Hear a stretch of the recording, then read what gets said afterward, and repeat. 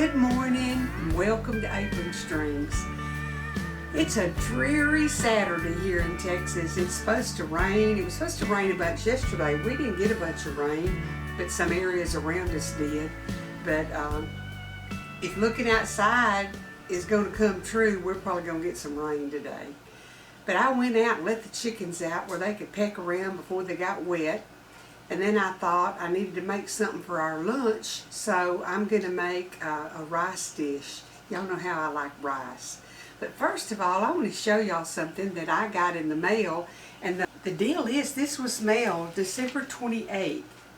And it just was in my mailbox this week. I went to get the mail and I had a package. And it surprised me. And look at this card. God rest you, merry gentle hen. This was for Christmas. Isn't that neat? And it's from Sandra and let me see, Sandra and Larry. And Sandra Horton has watched the channel for a while, so I recognized her name. But anyhow, they sent me an apron to gather eggs in. And look at it. Isn't that just cute? And I'm going to be gathering eggs in it today. But I wanted to tell you, Sandra, thank you so much. And I don't know what happens to our mail system, but it sure is a slowpoke. But it's so fun when you get a package and you're not expecting something. I like prizes. That was fun. Okay, now we're going to make our rice dish.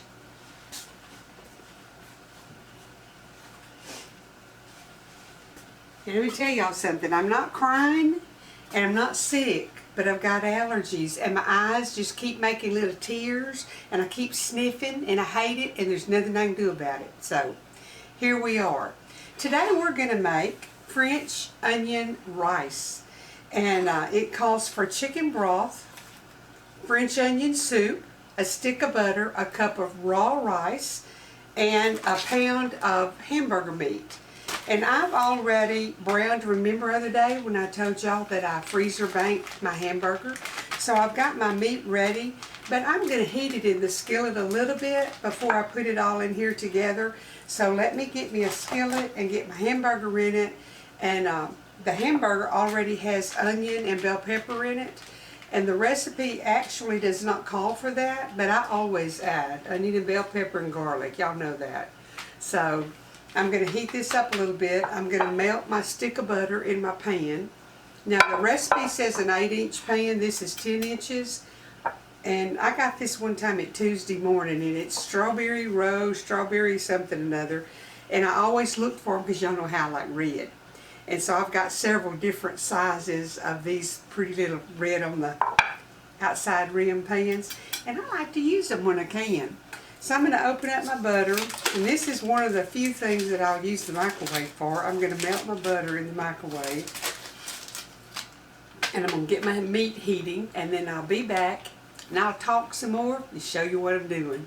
Okay, I've got my oven preheating to 350, and I'm going to put my beef in here and just heat it.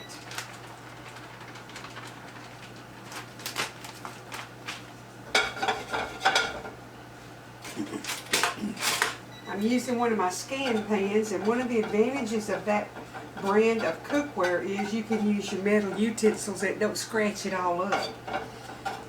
And I got mine at Sur La Table. I don't know if they're the only ones that have them.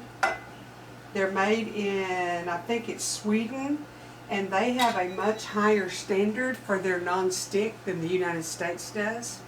It doesn't peel off in your food, and I like that. So anyhow, a little plug for Scan Pan, and I don't get any dividends from that, just telling y'all some stuff that I like. Okay, let's just check my butter. I hear my microwave beeping at me. It's not all thawed. There's a few little islands in there, but I guess it'll do for now.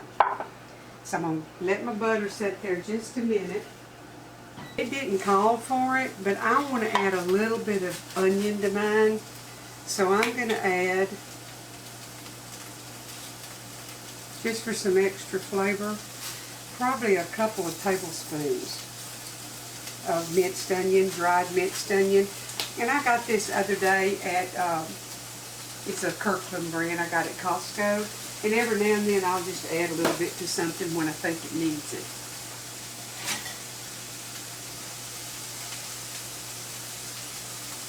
Now it calls for a can of chicken broth, and I didn't have a can, so I'm going to open one of these, and I'm just going to put about almost 2 cups, because that's what one of those big old cans has in it. It's almost 2 cups.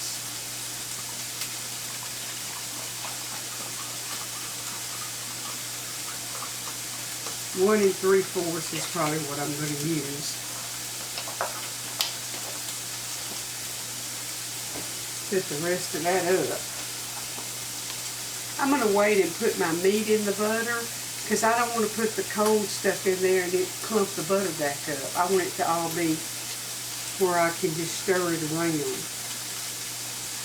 And this is just about hot. I hear the sizzling over here.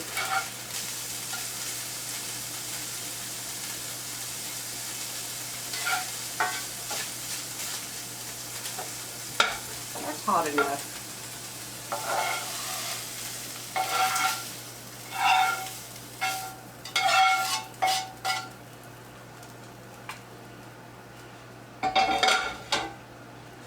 I'm going to stir that around in the butter. I'm going to add my chicken broth.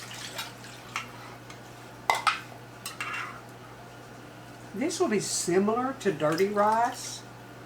My French onion soup, that's what's going to give it that wonderful flavor.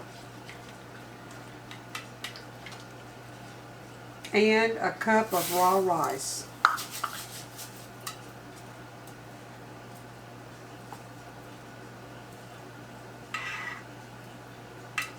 I'm just stirring it to make sure everything got some of everything on it. Make it get married and be happy here. I'm going to get me some tin foil to put on the top, and I'm going to put it in the oven over here for about 30 minutes.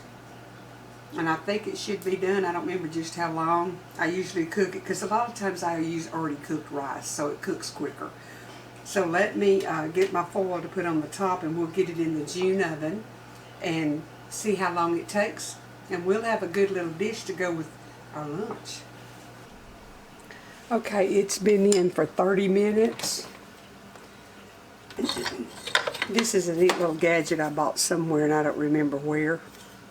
But it pulls the rack out for you. I'm going to see if it's done, and if it's done, then no, it needs to cook some more. It's still awfully runny. So I will just put it back in there and let it cook some more. We'll be back in a little bit.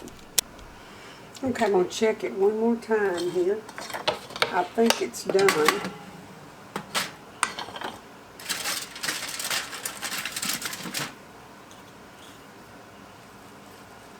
Yeah, it's not all dry, but I like it like this.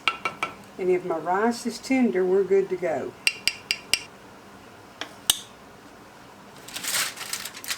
It's done.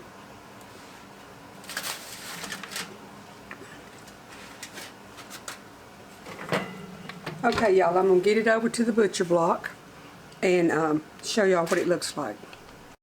Thought I would show y'all, I'm cooking some baby lima fresh that I bought at the store. And what I'm seasoning them with, always I'll buy a spiral ham at Christmas, Thanksgiving, Easter, or if they put them on sale cheap. And we eat a meal or two off of it, and then I put it in little packets in the freezer to season with. So that's what I'm seasoning these beans with, and I'm cooking them in the rest of the chicken broth that I didn't use in my rice. So that's just an idea for y'all. The ham is good to season pinto beans, navy beans, Great Northern, cabbage, anything. It gives it that good smoky flavor, and it's lean. You don't have a bunch of bacon fat in there. Now don't think I'm talking about my bacon, because I love my bacon, but this is just a way to use up those little pieces of ham in a good way, and it sure does season well. got me a hot pad down here, and I'm going to get my casserole and bring it over here and uncover it. Let it cool just a little bit, and then I'll show y'all what it tastes like. See, in here I've got me a starch and a meat.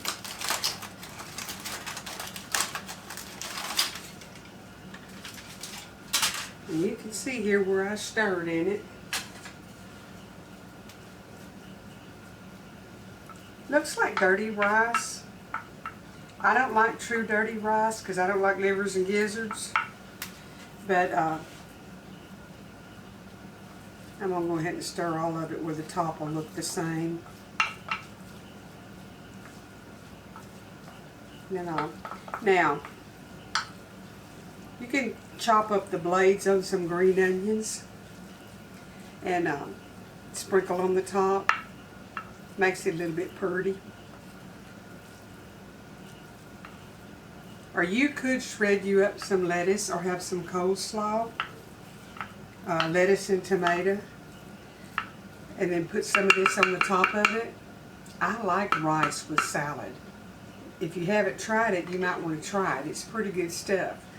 But I'm going to get the camera over here and show y'all what it looks like and get me a picture of it, and then we'll taste of it and see what I think about it. Okay, just so y'all can see up close, it's just, you can see your hamburger meat and your rice. Now, evidently I didn't put any bell peppers in this hamburger. It did have some onion in it, but if you added the bell peppers, even the tricolored would make it prettier because it would have more colors in it. And you could add some after you cook it to have a little crunch in it. You could add some water chestnuts to have some crunch. There's a whole lot of stuff you can do to add to this and change it up. But it's good just like it is. I'm going to get my spoon and let this cool a little bit, and I'm going to get me a good bite of it. What I like to do is caramelize some onions in the skillet, and then at the end just put them around on the top of it. I love caramelized onions.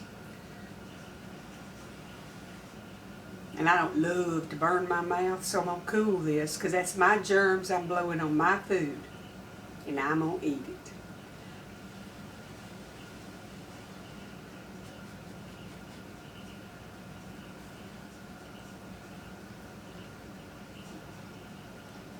That's good. You can taste that, the taste that the French onion soup gives it, the caramelized. That's a very good dish. And we're going to have it today with these peas, and I think I'm going to open some of my carrots that I pressure canned, and we'll have some carrots and the little lima beans, or I guess they're beans instead of peas, aren't they? And the French onion beef rice. I hope y'all will try the recipe. It's pretty quick and easy. Now, I think the best way to cook it is at 375 for about 40 minutes. I tried the 350, I couldn't remember, and it wasn't done yet. So next time, I wrote it on my card so I would know. 375 for about 40 minutes. Check it to make sure it's not getting too dry. And you got a delicious side dish that, like I said, you can add some stuff to it if you want to. I hope y'all are having a happy new year. Things are going well for you. I'm real proud of my Lauren. She got another unsolicited scholarship at A&M because of her grade point. The Lord is blessing them. They needed that. So that's about 4 that she has gotten now. She'll get an email telling her that she was awarded a scholarship. So that's a great big blessing. Very thankful. I don't have any news today. I've been working this week. Thank God that I'm able to do that. It's fun. Meeting new friends and spending time with the younger generation, and they keep you hopping. They keep you on your toes.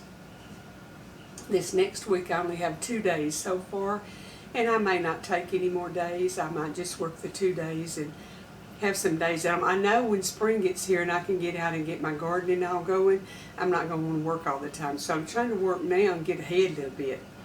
And that way when I don't want to work and I want to play in the yard, I'll have me some money. The good Lord bless and keep y'all. Don't forget to be putting a few things up. And let's talk about eggs for a minute. There's a shortage in a lot of areas, and when you can get them, I can't believe the price of them. Now, if you don't have something like a freeze dryer to preserve them, you can crack those eggs in a muffin tin or something and freeze them, and you'll have you some eggs at this price if they keep going up or if you can't get them. Most of us have somewhere to freeze something. So according to the demands of your family for the amount of eggs you use, kind of start thinking about that. If you go to the store and they've got an 18-pack, grab you one, put it in the freezer. But you have to crack them first. Don't put a whole egg in there. Put them in something that you can seal them up.